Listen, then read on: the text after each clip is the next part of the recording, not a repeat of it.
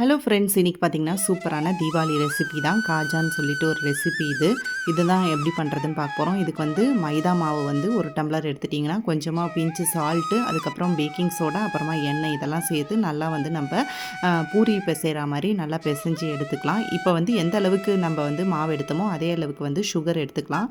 இப்போ இதுக்கு அரை டம்ளர் நான் வந்து தண்ணி சேர்த்துக்கிறேன். தண்ணி சேர்த்துட்டு இதை நல்லா நம்ம வந்து குலோப் ஜாமுனுக்கு ஜீரா பிசன்னு வரா மாதிரி அந்தளவுக்கு நம்ம வந்து இதை கொதிக்க வச்சு எடுத்து வச்சுக்கலாம் தனியாக.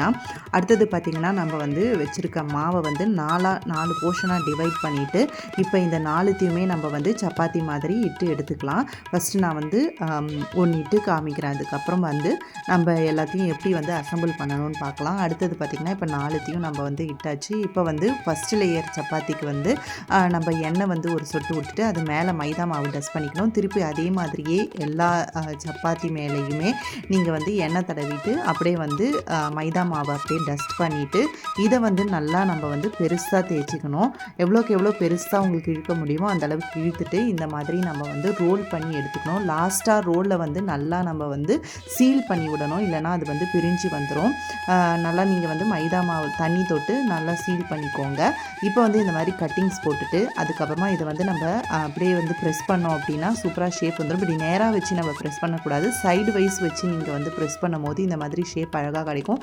இப்போ இதை வேணால் நீங்கள் வந்து குழவியில் ஒரே ஒரு வாட்டி வந்து இழுத்துட்டு நீட்டாக வர மாதிரி வச்சுட்டு அதுக்கப்புறம் பொரிக்கலாம். இது வந்து மிதமான எண்ணெயில் வந்து நம்ம பொரிக்கும் போது தான் இது வந்து உள்ளெல்லாம் நல்லா வெந்து வரும். இப்போ வந்து ஸ்லோ ஃப்ளேமில் வச்சு இதை வந்து நான் நல்லா கோல்டன் ப்ரௌன் கலரில் பொரித்து எடுத்துகிட்டு அதுக்கப்புறமா ஜீராவில் போட்டு நம்ம ஒரு 10 நிமிஷம் விட்டுட்டு எடுத்தோம் அப்படின்னா சூப்பரான காஜா ரெசிபி ரெடி ஆகிடும். கண்டிப்பாக இதை வந்து உங்கள் வீட்டில் ட்ரை பண்ணி பாருங்கள். இப்போ இதை வந்து நம்ம திருப்பி விட்டுடலாம். எப்படி கலர் சேஞ்ச் ஆகுதுன்னு நான் உங்களுக்கு காமிக்கிறேன். நல்ல ஸ்லோ ஃப்ளேம்லேயே இது வந்து நல்லா வேகணும். இப்போ பார்த்திங்கன்னா கலர் வந்து கொஞ்சமாக வந்திருக்கு. இப்போ பார்த்திங்கன்னா இந்த ஸ்டேஜில் வந்து நம்ம எடுத்துடலாம். கலர் எவ்வளோ கோல்டன் ப்ரௌனாக சூப்பராக இருக்குது பாருங்கள். இப்போ இதை வந்து ஜீராவில் போட்டு நல்லா வந்து ஒரு 10 நிமிஷம் வந்து நீங்கள் அப்படியே விட்டிங்க, ரொம்ப ஊறிடக்கூடாது. அதனால் ஒரு 10 நிமிஷம் விட்டிங்க அப்படின்னா நல்லா ஜீராலாம் இழுத்துட்டுரும். உங்களுக்கு பார்க்குறதுக்கே நல்லா சூப்பராக கிறிஸ்பியாக ஷைனிங்காக இருக்குது பாருங்கள். இதை கண்டிப்பாக ட்ரை பண்ணி பாருங்கள், சூப்பராக இருக்கும். பிடிச்சிருந்துன்னா சேனலை சப்ஸ்கிரைப் பண்ணிக்கோங்க.